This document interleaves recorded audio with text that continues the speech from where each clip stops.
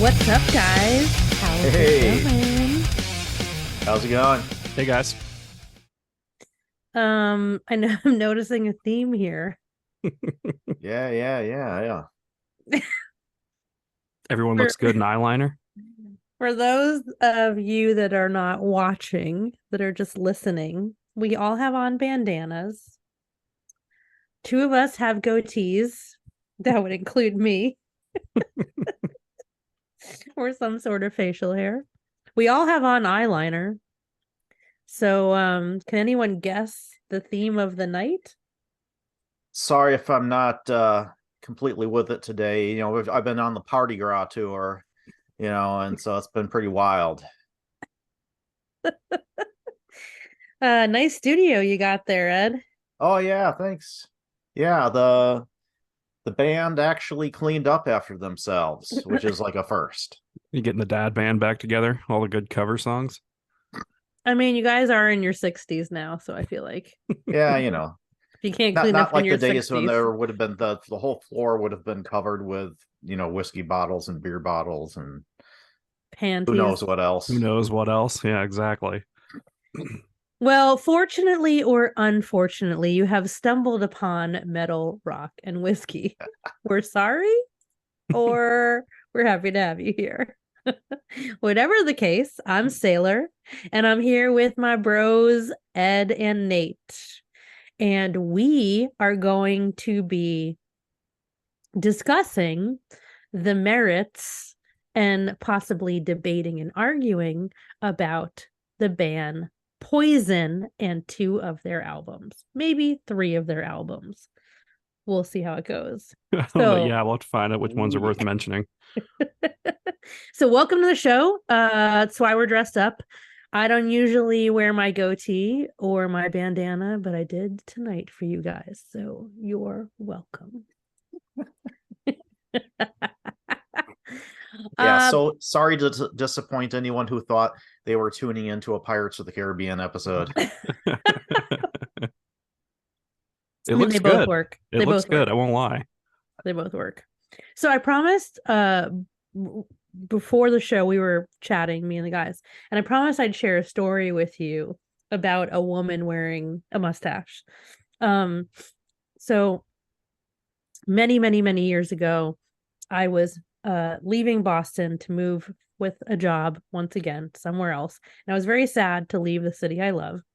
And so I decided to host a party. And I had a little basket. And when you walked in, you had to pick something out and dress up with it. And we had, boas and weird glasses and all kinds of stuff.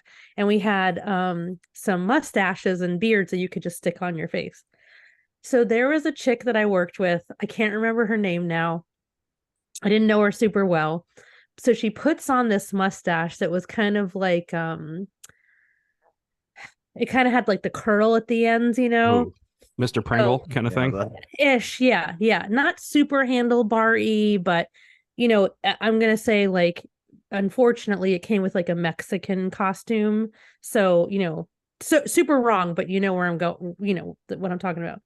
So she puts it on, and I don't see her put it on. I go into the kitchen, get a drink, come out, and I look at her and I went, "Oh my God, you look amazing." And everybody kept going up to her and they're like, "You look amazing in that mustache." And I don't know how to explain it. My friend Kelly and I still talk about it to this day. For something happened when this chick put this, she didn't look masculine. She just looked like she was meant to wear hey, this mustache. I guess some women can rock a stash. It There you go. was so bizarre. And I've never forgotten it to this day. I do not look good in a mustache, but for Brett, I'll do it. All right. So before we start the show, a couple of housekeeping notes. One is, once again, I have a terrible sinus infection, so I sound like complete shit. I apologize ahead of time.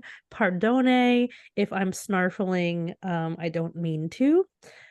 Second is, I made the mistake of drinking a cocktail that's carbonated. So if I release the Kraken again ahead of time, I apologize. You should never drink carbonated beverages when you're going to be talking, but whatever. We're pretending we're in the 80s / early 90s here. And I put together 3 cocktails for you, my friends. I'm going to post these in the show notes. So I hope you don't make these. I'm not really sure how I feel about them. These are cocktails that they're not even they're mixed drinks, let's be real. That would have been something I would have served back in the day when Poison was still at the top of their game. So let's start with the first one. And yell if this is what you're drinking. Nothing but a good time, which would be 1.5 ounces of Jack Daniels, 1 ounce of the horrific apple puckers. Then you're going to add some ice. You're going to fill the glass with Mountain Dew, so you'll be awake for a while. And stir it up and try not to puke.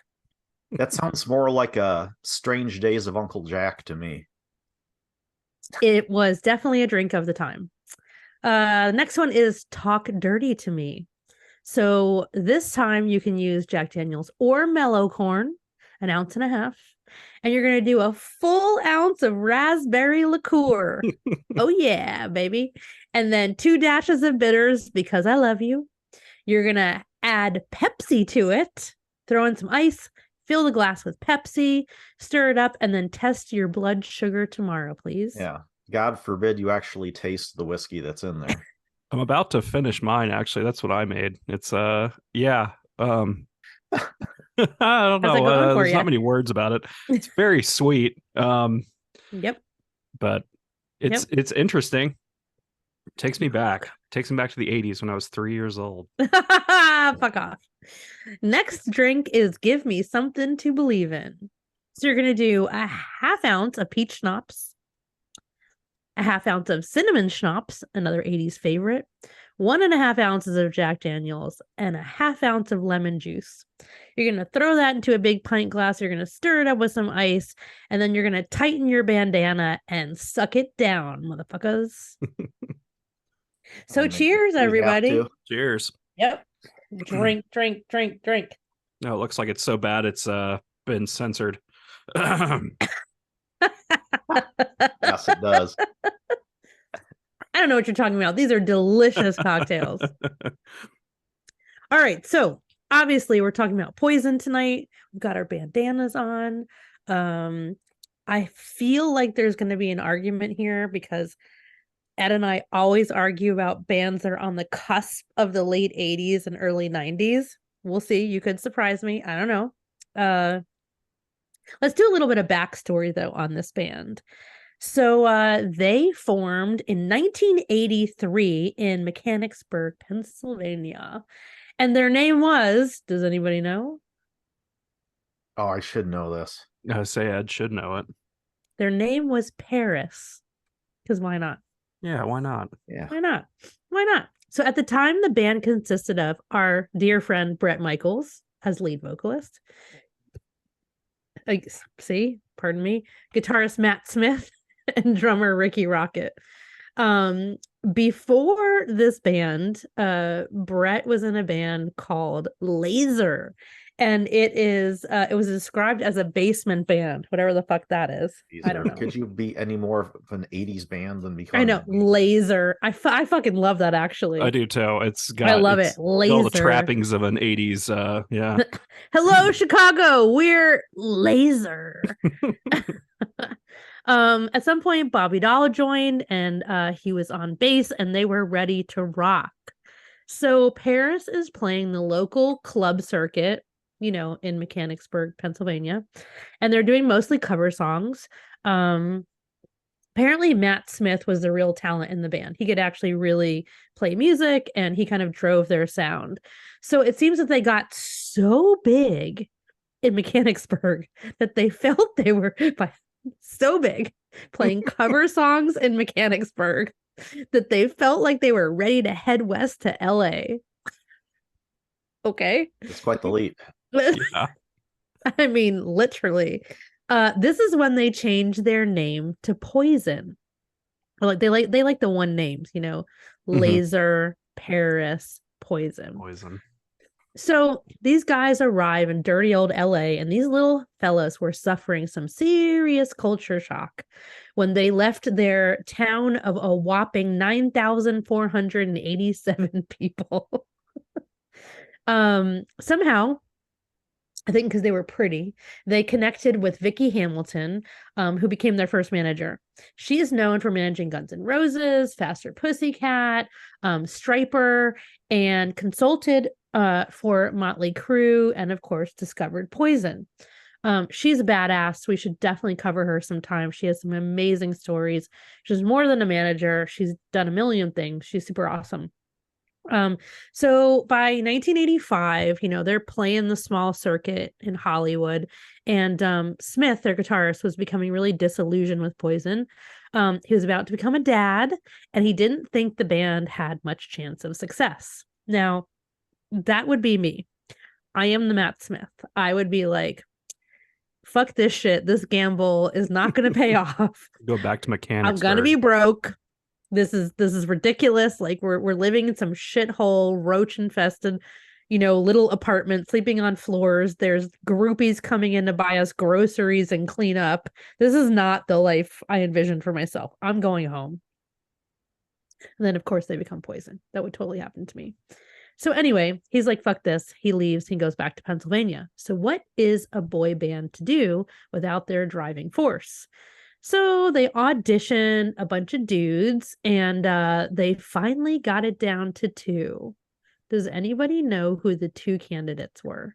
I do. I'm assuming one of them is CC DeVille. Yeah. Yes. And the other one was some guy named Slash, I think, wasn't it? Yeah. Ding, ding, ding. Oh, my God. That is correct. I totally forgot about that. I knew that one time. So that's crazy. For some reason, they really wanted an East Coast guitarist. That was very important to them. And they really liked Slash. They clashed with CC big time. They said he was too brash. He, whatever they gave him to play, he was like, no, I'm not going to play that. I'm going to play this, for his audition. But for better or worse, they went with CC. They thought he was super hungry. They thought he was aggressive, which would be good for the music business. And I mean, they weren't wrong. I mean, they were wrong, but they were also not wrong, which is interesting. Right. I would love to know how that would have turned out. Yeah, CC definitely has that New York attitude. That Jersey attitude. I think he's a Jersey, isn't he? I think so. So all right, so they've got CC now. They're getting turned down from labels left and right. Never give up on your dreams, kiddos. So they finally signed with a small shitty label called Enigma Records. And the deal was so bad that they had to partially fund their own recording. Nice. Okie dokie. So the label's like, yeah, they'll have one hit. We'll see how it goes. Totally didn't believe in them. So they somehow managed to pull together the pennies, and they recorded "Look What the Cat Dragged In," which was one of the greatest album covers of all time. Oh, it's man, just so ridiculous. So that was released in May 23rd, 1986. So of course we all know how the story goes. They got 3 big hits out of this. Huge hits. Talk Dirty to Me, I Want Action, and I Won't Forget You. Their videos were on heavy rotation on MTV. They began touring with bands very of the moment like Rat, Cinderella, Quiet Riot, and then recorded a cover of a Kiss song, Rock and Roll All Night, for the soundtrack to one of my favorite movies, Less Than Zero. So they had arrived. Before we continue to discuss their trajectory as a band, let's talk about Look What the Cat Dragged In. All right, so we talked about the 3 big hits. What do you guys think of this album? It was actually this is before I was born. I didn't go back and get into Poison until I was a little bit older, and I didn't listen to a ton of Look What the Cat Dragged In, but obviously it has some huge fucking hits on it. Huge. I mean, just looking at like the Spotify list, and it's got over 100 million plays on it and stuff like that. So it's every frat anthem out there, I think. And I would say Talk Dirty to Me is definitely one of the 80s anthems. Mm-hmm. Oh yeah, that I would say if you're going to say one one song off that album is the signature song, that would be it. Oh, totally. I mean, I Won't Forget You was played at like every school dance, and Oh, yeah. for the awkward The slow rocking back and forth. Gotta leave room for Jesus. Oh shit, I'm accidentally, oh, my goatee, my beautiful goatee. I gotta remember not to touch it. It's fake. No. But okay, so what of the other songs on this album? What do we think of the other songs? Like Cry Tough, Want Some, Need Some, Blame It On You, Let Me Go to the Show. I know what I think about it. What do you guys think about I them? think this is an album I can listen from front to back every time. I'm good with it. There's no songs on this album that I hate. They're all decent songs. Yeah, it's just fun. It's kind of a fun album in general. I could listen to it too, honestly. And you can tell it's just this. You can tell it's like their debut album. They're this young band making this huge breakthrough. And I think it kind of, compared to some of their later albums, you can kind of tell. I mean, you can tell. And it's just fun. It's them, a bunch of young guys having fun. Mm-hmm. So I agree. I mean, it's a party album. There's I'm not taking the music, the lyrics, or the vocals very seriously. I'm not taking the arrangements very seriously. It's just fun party music. It's like you said, it's young guys that have the world at their feet. I also think you can tell that they're simple kids too, that they grew up, in a small town, blue collar kids. What's important to them. They don't really have those third world problems yet, so it's just like, yeah, it's just party time. I'm not thinking too deeply into this. And it's all about fucking girls, of course. That's one thing they do, literally and figuratively. Yeah, that's one thing they do, I think, really well, at least through their first. I mean, obviously, maybe not bringing up their newer stuff, but some of their older stuff, they really stick to their themes really, really well, and you can tell. So, I mean, they know what they are. Well, they knew what they were. Let's just say that. And I think they played that part well. I think the people that were managing them were smart to, have them stick to that. I don't see a whole. I'm not someone that would play this album front to back. There's a couple songs on here that I'm like, meh. I don't know. I mean, I Won't Forget You. If it wasn't of the time, I probably would call that a throwaway song. But remembering it as a young teenager, and I did slow dance to that song. And then, you would listen to Friday night. I don't remember. I think it was Friday night radio. Remember, Edwin, you could dedicate songs to someone, call the radio station, like, I want to dedicate I Won't Forget You by Poison to Nate, and say, like, I'm really sorry that it didn't work out, but I just want you to remember slow dancing in the 8th grade to that song. I'll never forget it. But yeah, it's a fun album. So all right, let's move along. And so Poison's second album, Open Up and Say Ah, was released on May 21st of 1988. So this album peaked at number 2 on the American charts right away, but had a bunch of number 1 hits. Every Rose Has Its Thorn, of course, Nothing But a Good Time, Fallen Angel, and then weirdly the cover of Your Mama Don't Dance, which is absurd to me. But all right. So here comes the drama. So they have this, second album, total hit. Everything's happening for them very easily, it seems. So Bret Michaels was one hell of a brawler. So they're literally on a world tour, and he's racking up lawsuits and fines left and right. Get it? Left and right. From fights. There were lawsuits from fights with their own management, and I'm talking physical fights, with their label. Apparently there was like this totally scandalous thing that happened with Geffen Records. I mean, it's a fucking hot mess. But because they are a self-defined work hard, play hard band, they keep cranking out the hits and they show up to all of their shows. Unlike some bands we've mentioned earlier in the show, they show up to their gigs, they play the music, and then they fight later. Everyone has a good time. Yeah. And everyone has a good time. Exactly. Nothing but a good time. So, all right. So, shall we talk about Open Up and Say Ah? Oh man, when this one came out, it's like this took everything that was good about the first one and just cranked it up several notches. This album was a monster. This is one of my favorite 80s albums of all time. I think monster is a good way to put it.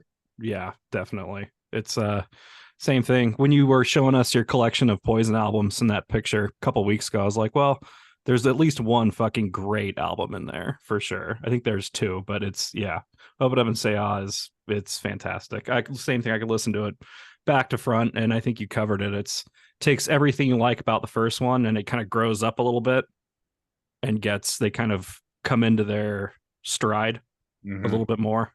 So I agree. I agree. I think they've definitely matured in this album. I think they've kind of figured out, we want to be this fun band. We want our music to be easy to play and easy to listen to. They try to get a little deep with Fallen Angel because that's what everybody was doing at the time. You had Skid Row with what the hell was it called? Everybody had one of those songs, like Fallen Angel, but they kept it. Was it I'll Remember You, or was that a different one? No. No, that was Slaughter. No, Skid Row did Skid one Row, too. sorry. Yeah, that's what. Okay. But Fallen Angel, I think, might have been just slightly autobiographical because coming from Mechanicsburg with the big dreams of making it big in LA, rolling the dice. Maybe I think it's a little bit more of a betrayal of the type of women that were knocking on the tour bus door. Oh, that too, of course. But... Yeah. I think it's a great song. It's definitely, there's definitely something, there's a reason they wrote it. I mean, they must see whether it's within them or the women they saw out there that groupies and stuff like that, or the people who would just be going to LA and literally rolling the dice to see if they could fucking make it or not. Back when you could actually do that, because you could eat for $5 a day. It wasn't good, but you could do it. These days there's no fucking way. I don't think anything roach infested is even affordable anymore in LA. Probably not. Long were the days. So I agree. I think this album, this is my favorite album of theirs for sure. I just think it's a better album than their first album. It's a little more fun than their first album. And like I said, I feel like they've come into their own. So in June of 1990, they released their next album, Flesh and Blood. This album was also super, super successful, being certified 3 times platinum in the US. The record went multi-platinum, spawning 2 massive singles, which was Unskinny Bop and Something to Believe in. So they go off on another world tour. So after 2 years on the road, they were at each other's throats. Things were not so good for our favorite eyelinered bros. And somewhere in late 92, CeCe DeVille was out. Fired from the band and replaced by guitarist Richie Kotzen. Okay. So now they got this dude on board, and Poison records a 4th album called Native Tongue. And that was released in 1993 and was very heavily influenced by Kotzen's style, apparently. But if you listen to it, I would agree it's a lot more bluesy and less glam. But this little dickhead was not meant to be a member for long, because it turns out that he was screwing around with his bandmate Ricky Rocket's fiance. Oh, what a fucking asshole. You know what? Because I was such a big Poison fan at the time, I was so he was like, in my mind, he was like blacklisted. I'm like, Richie Kotzen is a piece of dirt. You know, I've carried this like hate in my heart for Richie Kotzen all these years. And the funny thing is, do you know who he's married to right now? No, I don't. He is married to the current bassist for the band Vixen, Julia Lage. Stop it. He is. Are you serious? I am totally serious. Oh, I was just about to challenge Richie Kotzen to come on the show and defend himself. Well, we have a route to him if that's. There's always two sides to a story, Yeah. of course. Yeah. Always. I mean, whatever. So this guy's out too, right? And now this super cool dude with a super cool name, Blues Saraceno, I think. He was in. Other guy's out. So he is a very talented session and guitarist for hire. So he lasted a little while. And then finally CC and Bret Michaels make up and CC rejoins the band. But Bret Michaels is an absolute hot mess. And if we're going to cover his shenanigans, I mean, there was Pamela Anderson, there were sex tapes, there was Martin Sheen. It was a mess. Like, need I say more? He needs his own show. So if we ever decide to delve into the madness of Bret Michaels, we'll have to do it in another show. So, all right, what do you guys think about Flesh and Blood? I think Flesh and Blood was a fantastic album. I think that was I was so hooked with Poison with the first two albums that I was actually anticipating that album coming out when it came out. So I went out and I got it day one. And I wasn't disappointed. I like it still retains some of the fun of the first two albums, but some of their songs go in a more serious direction. I think the song Something to Believe In is amazing. And this was another one of the songs. Unskinny Bop. You know, as big of a hit as Unskinny Bop was, I think that's one of my least favorite songs from the album. There's also Life Goes On was another single. Life Goes On is amazing. I'm trying to pull up the track list here. Flesh and Blood, Sacrifice, the Swamp Juice guitar solo was pretty cool. Mm-hmm. Valley of Lost Souls, I think, is amazing. This whole Let It Play is great, but this quickly became my favorite, replacing Open Up and Say Ah once it came out. So I think this is still I consider this my favorite album, with Open Up and Say Ah coming in a close second. I think I mean, I love this album too. I think Open Up and Say Ah is still, for me, I prefer that one, but there's some great fucking songs on Flesh and Blood. They do ballads, like power ballads, really well, I feel like, and there's some great ones on Flesh and Blood. And yeah, going back to Unskinny Bop, of all their hits, it's really not my favorite. It's a fun song, but it doesn't jump out at me like any of their other like huge hits. Yeah. So I do not love this album at all.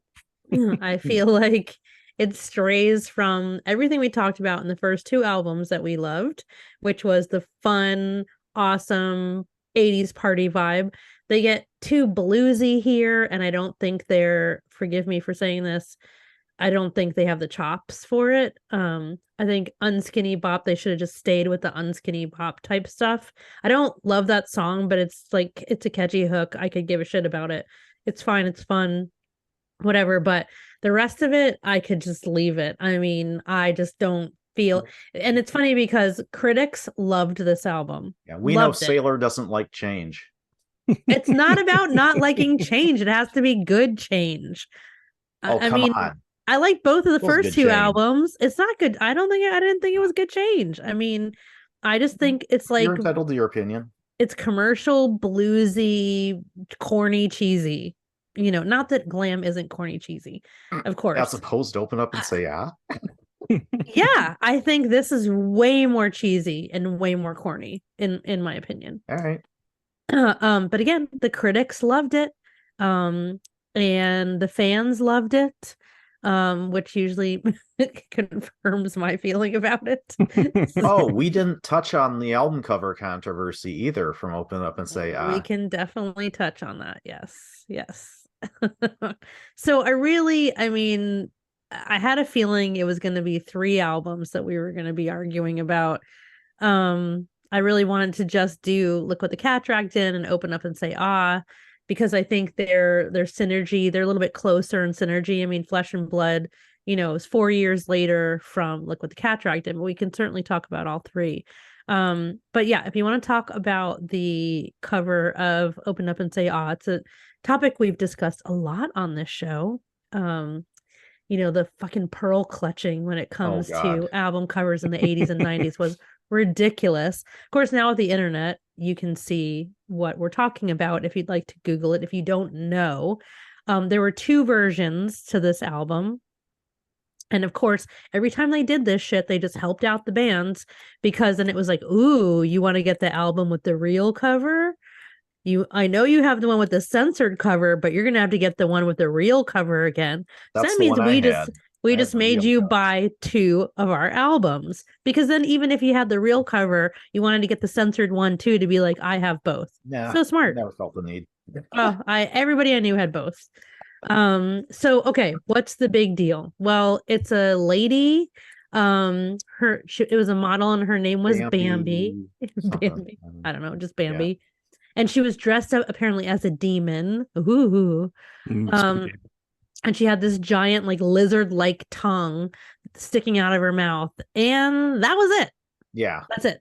That's the pearl clutching, my friends. Nowadays, people will look at that and like, okay, what's the big deal? But I guess back then it was a big deal. Then it was a lady's tongue. Yeah, I didn't really know this about this controversy. I've seen both album covers, and I didn't really think much of it.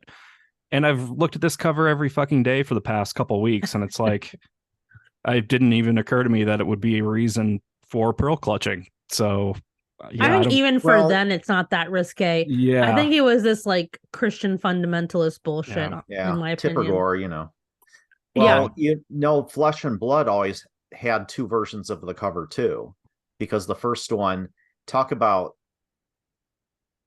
I don't see the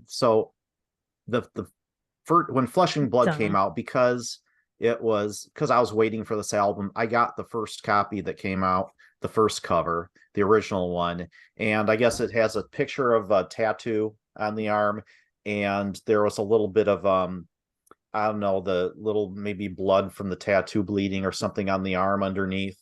It's a tattoo of Poison. It's the Poison logo, and then underneath it says Flesh and Blood. And it looks like a little bit of blood is running off the words Flesh and Blood. Whoop. Right. Again, wow. Okay. Okay. Someone felt the need, they had to clean that up, so it's just a clean tattoo with no blood in the arm, or apparent blood in the arm, whatever. So. I can't imagine what they did with Slayer in the 80s for album covers. I think wasn't it Ricky Rocket's arm? It was actually his arm, I think. Am I wrong? It was one of them. I think it was Ricky Rocket's arm. Yeah. Yeah, so so stupid. Didn't we do a show on the album? Didn't we do a show on all of that? Like the censoring of 80s? Am I wrong? Years ago. No, we did. We've touched on that. I don't think we did a dedicated show to it, but we've definitely broached the topic. We should do that. Yeah. Yeah. Absolutely. There's so much nonsense. And I mean, of course, like everyone evolves, but I can definitely look back at some of these albums and go, okay, I get it. I get why that could have been a problem. If your 12-year-old is buying the album, fine. But some of them like this, it's like, come on. Well, the thing about those, like you bring up Slayer, which is a perfect example. But they weren't trying to get into Walmart to be sold. You know? That's the big difference there. They didn't care. Yeah. They know their fans would buy their albums no matter where they were sold. No, but problem is that they have record labels, and record labels want massive distribution, and they want to sell everywhere and as much as they possibly can. And so that's when you really get, that that's what really happens. If these bands are on indie labels, they'll be like, fuck you, whatever, we don't care because we're not going to be in Walmart. So when you're on a major label, that's just going to happen. You're going to have to deal with being censored. Metallica went through it. Ozzy went through. I mean, everybody's been through it. It's ridiculous. I don't know if that shit happens now. I don't think so, but yeah, probably again, not. I don't pay attention to that stuff, so who knows? All right. So before we get into arguing and choosing a winner, just to sum up the band, we'll be here all night if we delve too deep into what ended up happening with the band. And you may know, there were more albums, and then there were more not albums that turned into like best ofs and things like that. A lot of Bret Michaels' personal life and CeCe DeVille's personal life overshadowed, being able to get music out. For a long time, they, were absolute disasters with substance abuse and things like that. They somewhat stayed together, considered themselves a band, even when they weren't putting out music. They do like best ofs, like I said. They get asked to play, shows, like big shows. I think they opened for Kiss in like 2004, just stuff like that. And then of course, Bret Michaels ends up finally doing his own thing, his own solo stuff. And so simultaneously three really interesting things happen. So back in the day, there was this show on VH1 that was called The Surreal Life. And if you haven't seen it, I highly recommend doing a YouTube deep dive. Oh my God. The season that had Flavor Flav is probably not only the most famous Surreal Life, but my favorite. They put, a mix of different types of celebrities together in a house, kind of like a Big Brother situation, for a period of time, and recorded it. So famously, Tammy Faye Baker was a contestant on the show. I don't know what you call them, was on the show.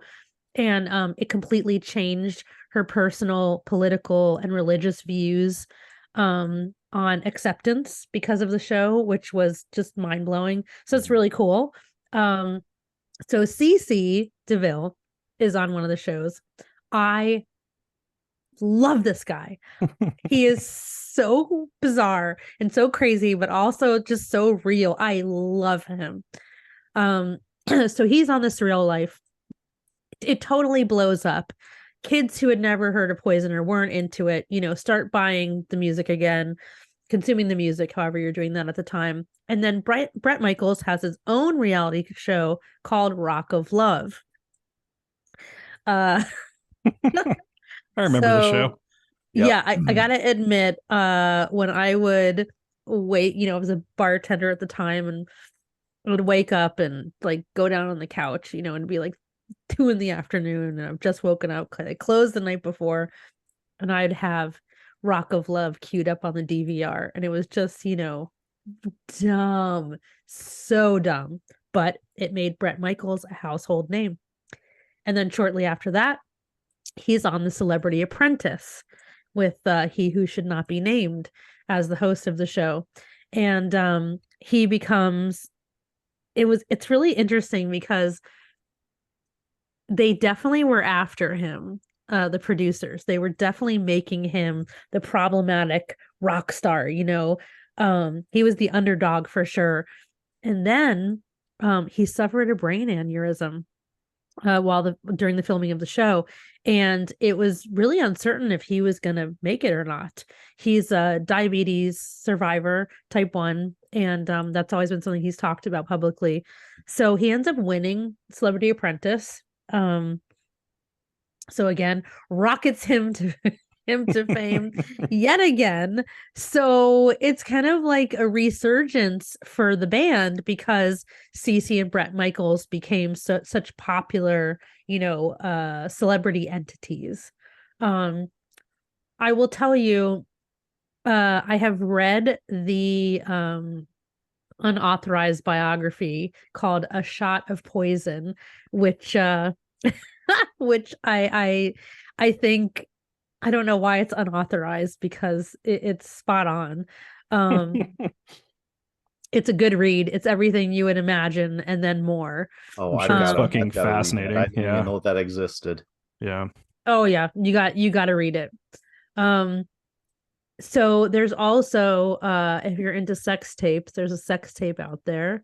I'm sure you can still find it. Was that with Pam Anderson? Yeah. Okay. Yeah. I mean, unfortunately, there's not a lot these people could do to get these sex tapes, taken away or down or, out of circulation. So they end up having to just legally fight for the rights to them and monetize it, which fair enough. I mean,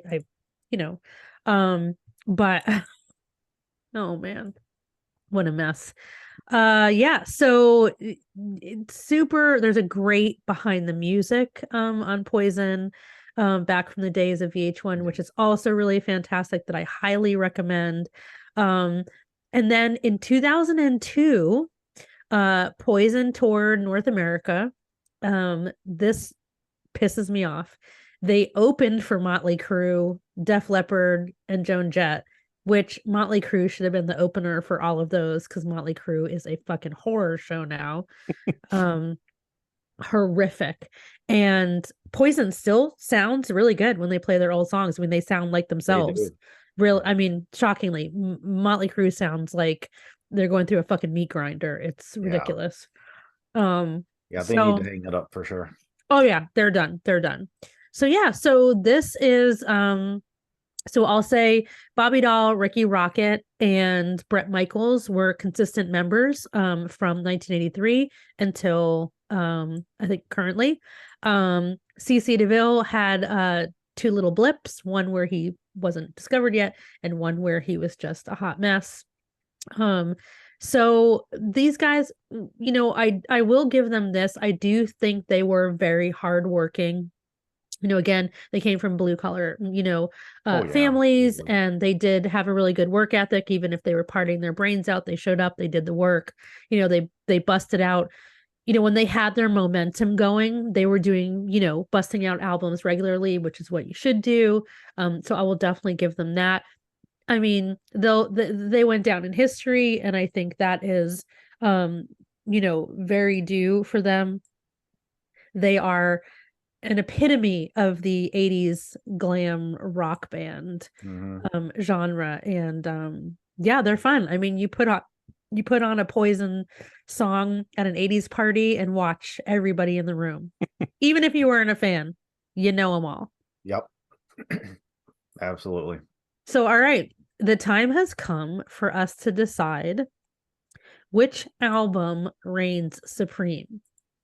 Now, I'm going to give you guys, this is a risk here because there's only 3 of us tonight. I'm going to give you guys the opportunity to choose between Flesh and Blood, Open Up and Say Ah, and Look What the Cat Dragged In. So you're not letting us choose the cover album or the covers album from like 2006 or whatever it was? Fuck off. But Crack a Smile and Yeah. Holly Weird. Yeah. No. Yeah, it's interesting because, like I alluded to earlier, between Flesh and Blood and Open Up and Say Ah, I mean, subjectively, I would probably listen to Flesh and Blood more often than I would Open Up and Say Ah, but objectively, I think Open Up and Say Ah was a much more important album for them, and I think that it's the album that best represents them at their peak. So in that case, if I could choose one album to say, okay, if I was going to introduce someone to Poison and I really wanted them to know what the band was about, what their sound was and everything, I would give them Open Up and Say Ah first every single time. So from that perspective, I think Open Up and Say Ah should reign supreme from my viewpoint. All I may have righty. surprised you there a little bit, but You did. I'm very surprised right now. Yeah, I thought we were gonna have an argument. So honestly, I think I'm probably gonna echo a lot of what you said, because I mean, and what you said, one thing you said that stood out to me is it's how important it is. And really, it's everything from their first album, which was great, and they made it better. And then I don't think they got much better than Open Up and Say Ah. Some of the songs on there, I mean, you hear them a lot, but they're fantastic. Fallen Angel is one of my favorite songs. I think it probably is my favorite song that they do. Yeah, I think I'm gonna have to go with Open Up and Say Ah too. I mean, Flesh and Blood it's a great album. It has some good songs on it, but I think when it comes to when you're really narrowing it down, best album, I think this was the kind of the pinnacle for them. So yeah, talk about Fallen Angel, man.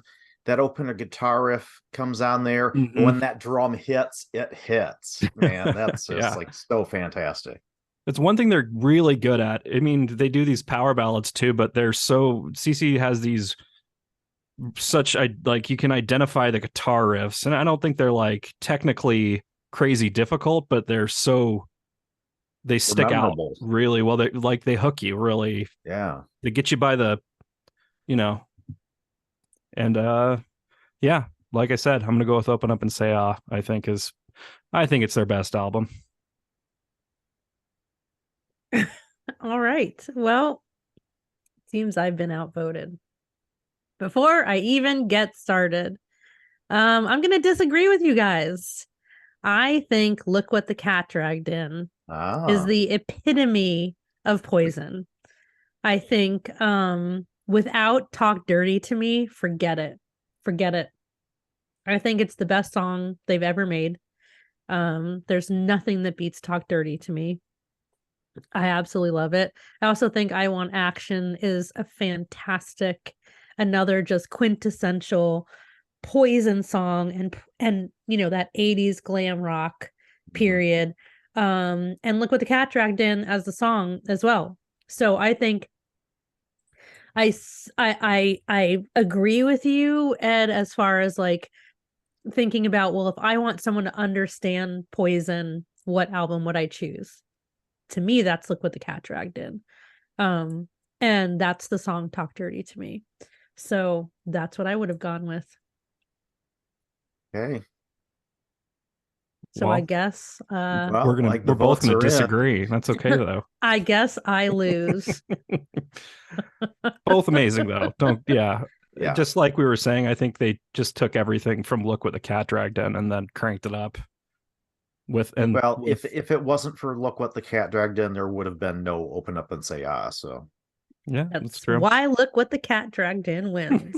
Yeah, and just there you go. Just because no it's said this was first a doesn't mean democracy. it's better though. So I just said it was, so it is. That's how that works.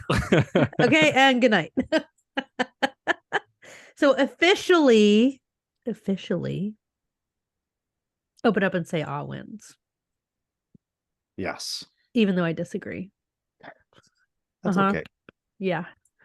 All right. So we did it. We're doing our glam metal series. Back to our glam metal. Serious inside joke. Can't believe it took us this long to cover Poison, to be honest. I know. It's like this way overdue. Super bizarre. I was kind of shocked when you guys told me. Yeah. I think we all kept thinking we covered it because we've been doing this for how many years now? I can't remember everything we've covered. So I think this is your number 6. Yeah, number 6. Yeah. So it's long. And we were recording every week for 2 years straight. I mean, we've banked hundreds of shows.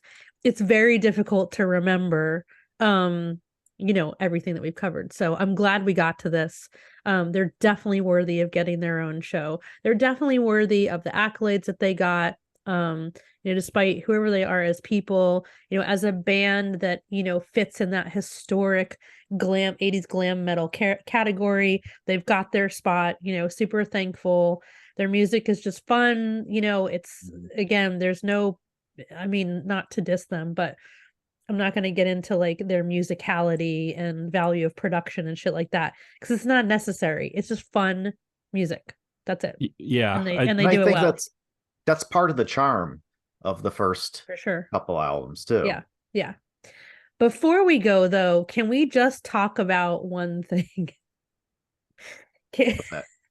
Okay, so I'm looking at pictures of them from the early 80s.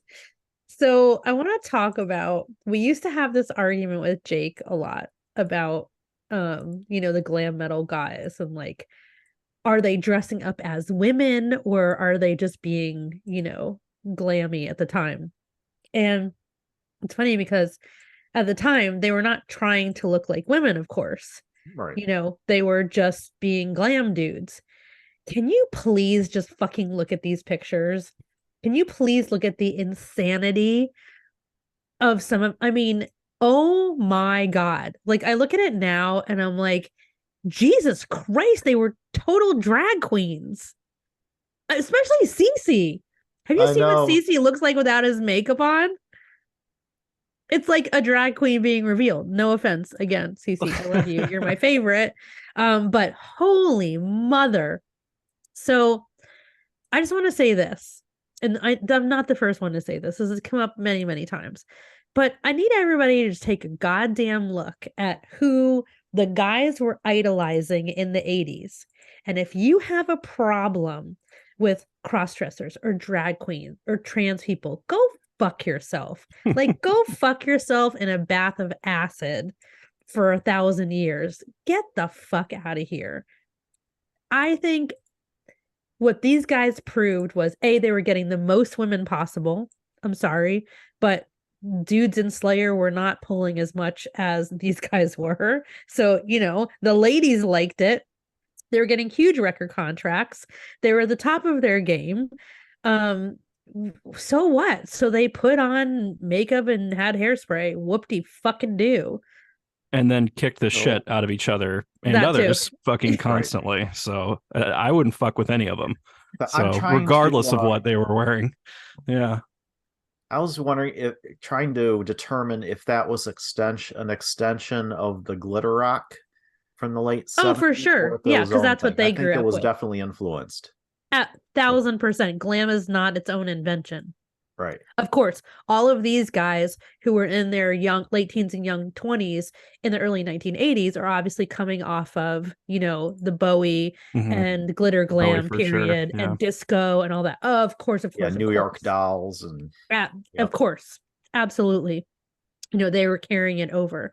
But I just, when I was researching and, particularly on look what the cat dragged in. If you look at those press photos and you look at the cover of that album, oh my God. I think that's why I love the cover so much. It's just like the fucking epitome of that style. Yes. Yes. It's bananas totally. And they nailed it. So, yes, totally. Yeah. And I remember looking at them and being like, oh my God, they're so hot. We're I'm sure more makeup than there you. are a lot of teenage boys out there questioning their own sexuality, looking at that. Hell yeah.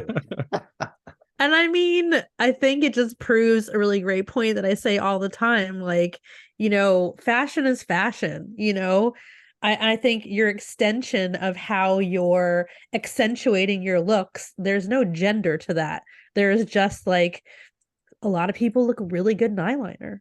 I mean, they just do, Exactly. And if you want to wear big hair, man, fucking go for it. You got the hair for it. Yeah. I mean, a lot of those guys don't have the hair for it anymore. I'm sure Bret Michaels, being one of them, is really glad that he went all out on his hair did back then. Oh my God. And they were so young. It's so funny to look at them and see how young. Well, this was a lot of fun. I'm glad. Thank you for finally letting us do this. Yeah. I've been wanting to do this for long overdue. Long overdue. For forever. So totally. This is great. And I just want to say I'm just looking at the timeline. I mean, in 4 years, these guys from 96 to 90 or 86 to 90, they put out 3 incredible fucking albums. I mean, they had, Hard work. most people don't accomplish that in 4 years. So something's definitely, they definitely deserve to be up there. So, oh, for sure. And, it's a shame. And we've said this before, and we continue to say it a lot on the show, if their own personal demons hadn't gotten involved. But you're so young then. Can you imagine, like AC/DC is such a great example. Somehow they were able to hold it together and just bust out album after album. Rolling Stones too, for that matter, which I don't care for them, but my God, how many albums do they have now? I mean, I don't even know. Imagine if they could have just kept going, and stayed on track. We could have had several more, really good Poison albums. Yeah, but also the 90s happens too, so yeah, That's grunge true. really fucked up everything. Yeah. So, there's that. yeah. Well, this was super fun. I'm gonna go shave my goatee and wash off my eyeliner. That's too bad. It's very, very fetching on you. So Oh, thank you. I feel very distinguished. Like this? there you go. Do I look like I'm seriously thinking? Very thoughtful. Like Yeah. this? Pensive Like this? even. Pensive and distinguished in my goatee. All right, guys, this was super fun. Hey, thanks for listening or watching. If you're watching, please subscribe. It makes us look really cool. And when you're 50, you want to look cool. That's just real. If you're listening, awesome. Thanks. Thanks for following us. For all of our fans out there that have been listening for years, that reached out to us recently after our comeback, we really appreciate you. Yes. I've read all of your messages. Tried to respond to everybody as quickly as I possibly could. I still have some more responses to go through. Thanks so much. I appreciate you guys. I'm glad that you enjoy this, because what the hell else are we doing it for? You can find me. I'm Sailor Guevara on Instagram. Nate? Nate Arsenal 87 with an underscore after Nate. You can find me on Instagram and Facebook. Ed? And you can find me at Bourbon Geek on Instagram. And also stay tuned, because aside from our regularly programming, I've got a few things up my sleeve I'm going to be releasing to our YouTube channel that it's never been seen before in video form. Woo woo. So check that out. Follow us if you haven't, and subscribe to our YouTube channel. Yeah. All right. We are Metal Rockin' Whiskey, and we're out of here. Bye. See you Later, guys. everyone. I won't forget you, baby. I won't forget you.